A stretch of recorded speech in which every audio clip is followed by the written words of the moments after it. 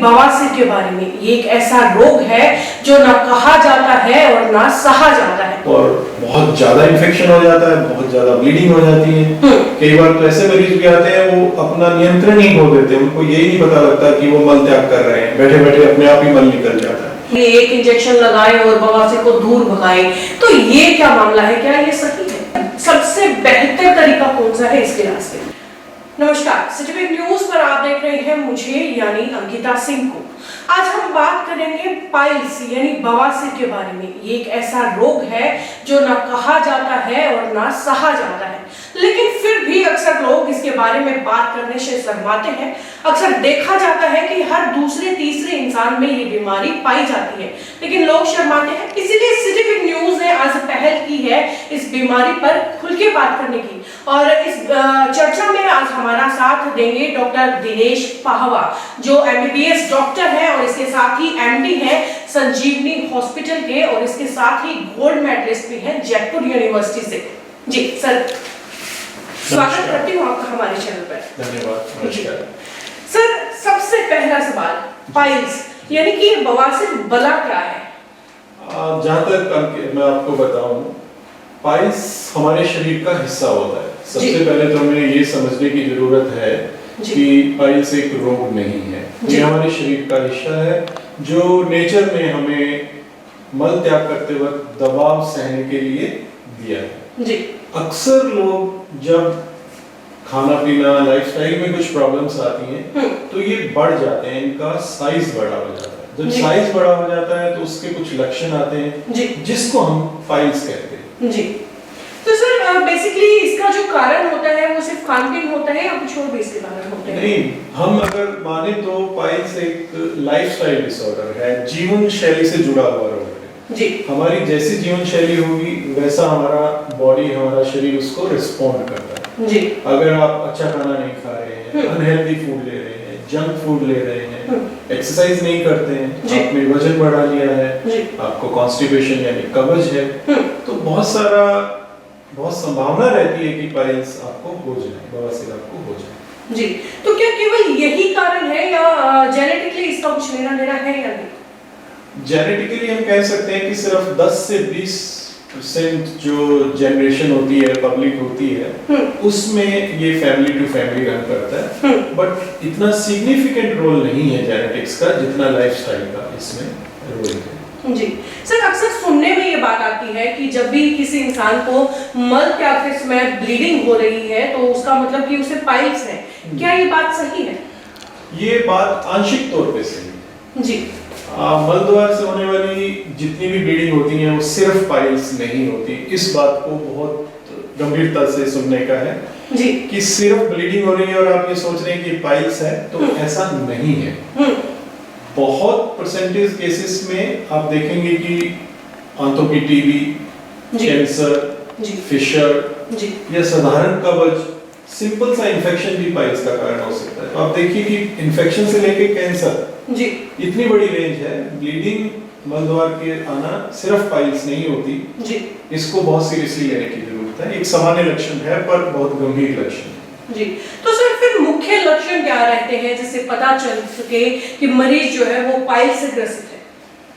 पहला लक्षण तो ये होता है कि दर्द रहित रक्तस्राव, पेनलेस ब्लीडिंग जी, ब्लीडिंग तो होगी जी पर पेनलेस होगी जी, ये पहला लक्षण होता है।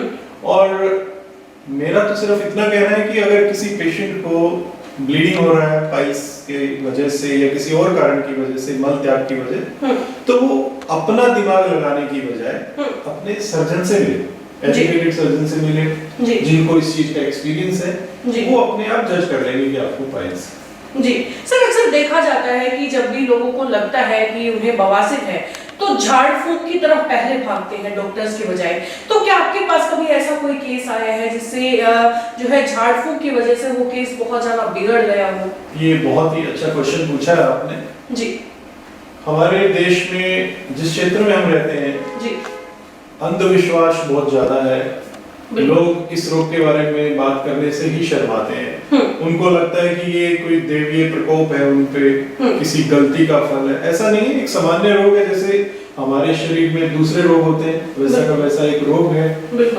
80% लोग जो मैंने अपनी पिछली 30 ईयर की प्रैक्टिस में देखा है, वो पहले गली मोहल्ले में बैठे हुए झाड़ू फूक वाले बाबा या छोटे मोटे जो आरएम डॉक्टर्स होते हैं उनके पास जाते हैं जी, और वहां से वो अपना इलाज करवाते हैं जी।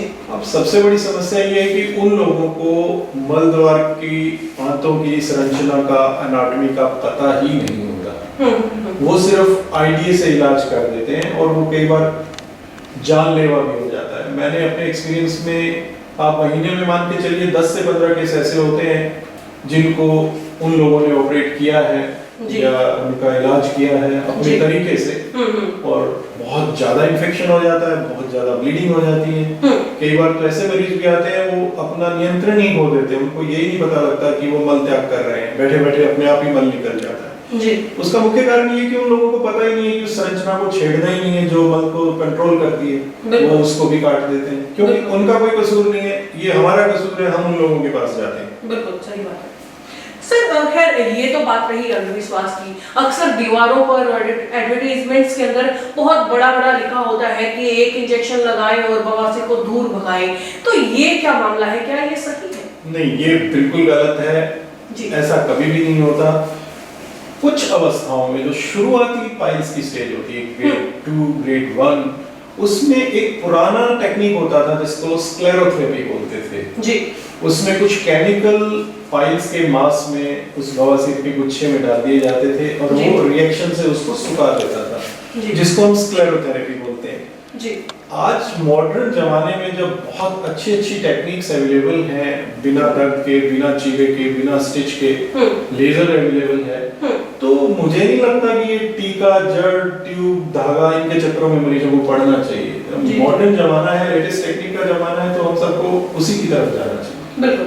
तो सर फिर आपके हिसाब से सबसे बेहतर तरीका कौन सा है इसके इलाज के लिए? देखिए, बेहतर तरीके 2 या 3 हैं, पर वो डिपेंड करता है कि मरीज को कौन सी स्टेज का पाइल्स है जी। और अगर कॉम्प्लिकेटेड है, लेजर काम नहीं करेगी। सेकंड, थर्ड, फोर्थ स्टेज का पाइल्स है, लेजर का बहुत अच्छा रोल है जी। क्विक डिस्चार्ज होता है, पेन नहीं होता, ब्लीडिंग नहीं होता। और अगर कोई सेकंड, थर्ड इन्फेक्टेड केस है तो उसमें हम स्टेपलर का रोल भी है। एंडोस्कोपिकली जो ब्लड सप्लाई है उसको बंद करने का रोल भी है। बहुत से टेक्निकल कारण है, तो बेस्ट है दैट इज लेजर। इसका कोई अभी तक, आज की डेट तक ledger is the best ji.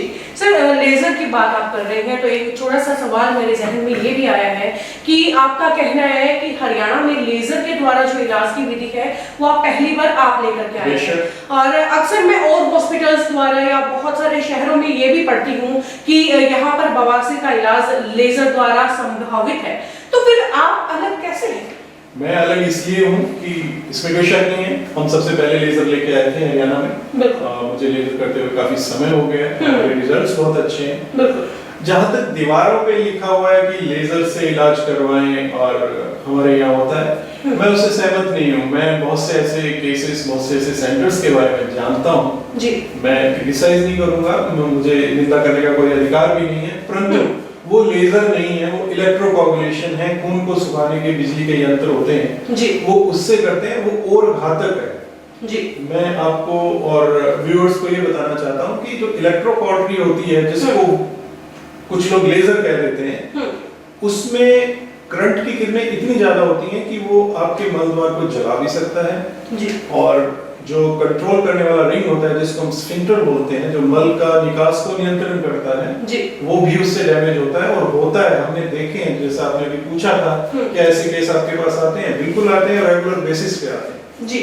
Laser का ये फायदा है कि कैलकुलेटेड, बिल्कुल नियंत्रित मात्रा में लेजर निकालता है और ये मांस को जलाता नहीं है, ये मस्सों के खून को इवोपरेट कर देता है, भाप बना के उड़ा देता है, तो इसलिए ये परमानेंट है जी। जो जल गया, वो घाव बन गया, तो वो परमानेंट नहीं है, वो फिर परेशान करेगा जी जी बिल्कुल। तो फिर लेजर द्वारा ट्रीटमेंट एक बार अगर कोई इंसान करवा लेता है तो फिर उसे हॉस्पिटल में कितने दिन तक रेस्ट करना होता है? हॉस्पिटल में रेस्ट नहीं करना होता, सिर्फ 1 दिन के लिए हम पेशेंट को एडमिट करते हैं जस्ट फॉर ऑब्जर्वेशन जी। कि उसको, जैसे हर सर्जरी की विधि के साथ कॉम्प्लिकेशन जुड़े हुए होते हैं। आप कोई भी सर्जरी करें, कोई भी प्रोसीजर बॉडी में करें, किसी भी अंग का करें, तो कुछ संभावनाएं कॉम्प्लिकेशन की रहती हैं। इस दुनिया की कोई भी सर्जरी कॉम्प्लिकेशन रहित नहीं है। तो लेजर में भी कुछ चीजों की संभावना रहती है, तो वो हम उस एक दिन में ऑब्जर्व कर लेते हैं कि अगर कोई प्रॉब्लम होगी तो हम हाथ के हाथ उसको रिकवर करके पेशेंट को ठीक कर देंगे। तो एक दिन तो कम से कम पेशेंट को हॉस्पिटल में रहना ही पड़ता है। बिल्कुल सर, देखिए कॉम्प्लिकेशन के चांसेस बहुत कम होते हैं, लेकिन लोगों को दुविधाओं में ज़्यादा देखा जाता है कि अक्सर जो है ये सर्जरी करवाने से या ये ट्रीटमेंट करवाने से उन्हें बाद में लंबी उम्र तक दर्द सहन करना पड़ेगा। ये कितना हद तक उनकी जो दुविधा है वो सही है? ये मिथ है, एक भ्रम है, मरीजों में अपने मुंह एक दूसरे से सुन के फैली हुई बातें हैं। बिल्कुल साइंस में ऐसा कुछ भी नहीं है। लेजर से पेन नहीं होता। बिल्कुल। सर्जरी के बाद दर्द होने की संभावनाएं नेग्लिजिबल, बिल्कुल मिनिमम है, बहुत कम। और मरीज दूसरे तीसरे दिन आराम से मल त्याग कर सकता है और अपने काम पे जा सकता है, गाड़ी ड्राइव कर सकता है। अगर कृषक है तो ट्रैक्टर चला सकता है, कोई दिक्कत नहीं है। अगर आप रूटीन में रहते हैं, कार चला सकते हैं, बाइक चला सकते हैं, कोई प्रॉब्लम नहीं। तो सर क्या ये जो है ट्रीटमेंट के बाद दोबारा उभर करके आ सकती है या एक बार ट्रीटमेंट करते ही जो है वो ये बहुत बड़ा शंका रहती है मरीजों के मन में कि सर हम ऑपरेशन तो करवा लेते हैं कि ये दोबारा हो गया तो क्या होगा। तो मैं अपने व्यूअर्स को, मरीजों को ये बताना चाहता हूँ कि लेजर से करने के बाद ये कभी भी दोबारा नहीं होता। इसका मुख्य कारण ये कि लेजर आपके उन खून के मस्सों को भाप बना के सदा के लिए खत्म कर देता है, तो दोबारा होने का सवाल ही नहीं होता। अब सवाल ये उठता है कि ये भ्रम आया कहां से। जी मैं बताता हूँ। जो पुरानी टेक्निक्स थी जिनसे वो काट देते थे जी, तो जो ब्लड सप्लाई तो वहीं रह जाती थी, मस्सा दोबारा बन जाता था। धागा बांध देते थे तो कोलेटरल्स यानी दूसरी साइड से ब्लड वेसल्स आ जाती थी, मस्सा फिर बन जाता था जी। अब लेजर का बेनिफिट ये है कि ये सारे का जो हिस्सा है जो आपको तंग कर रहा है उसको भाप बना के खत्म कर देता है जी, दोबारा होने का सवाल नहीं जी। तो सर वैसे तो ये आपने जो है फायदे सारे लेजर के गिनवाए हैं। एक सवाल ये भी है मेरे मन में कि क्या इसका ट्रीटमेंट बगैर लेजर के किया जा सकता है? अगर किसी मरीज को प्रथम और द्वितीय, फर्स्ट और सेकंड कैटेगरी का पाइल्स है जी, तो मेरा सर्वप्रथम प्रयास यही रहता है कि उसको लाइफस्टाइल चेंज करने की एडवाइस दी जाए, बिल्कुल उसको डाइट बदलने की एडवाइस दी जाए, बिल्कुल और वो अपना वजन कम करे, एक्सरसाइज करे, हरी पत्तेदार सब्जियां खाए, फल खाए, पानी ज्यादा पिए, किसी भी प्रकार से मल त्याग करते वक्त जोर ना लगाए जी। ये वो चीजें हैं जिससे फर्स्ट और सेकंड कैटेगरी की जो पाइल्स होती हैं वो बिना ऑपरेशन के ठीक हो जाती हैं जी। और जहां तक मुझे ध्यान है, एक अच्छा सर्जन कोई भी हो वो फर्स्ट और सेकंड सर्जरी डिग्री की पाइल्स को कभी ऑपरेट करने की सलाह नहीं देगा जी। धन्यवाद सर। Thank you.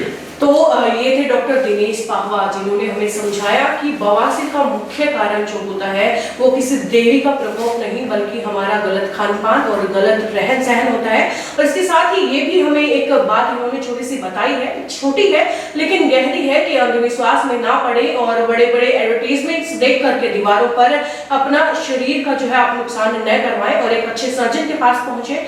इसके साथ ही आगे भी हम इसी तरह के मुद्दे और इसी तरह की बीमारियों के बारे में आपके साथ चर्चा करते रहेंगे, जिसे देखने के लिए जुड़े रहें हमारे साथ और लाइक और सब्सक्राइब करें हमारा पेज सिटी न्यूज़। नमस्कार।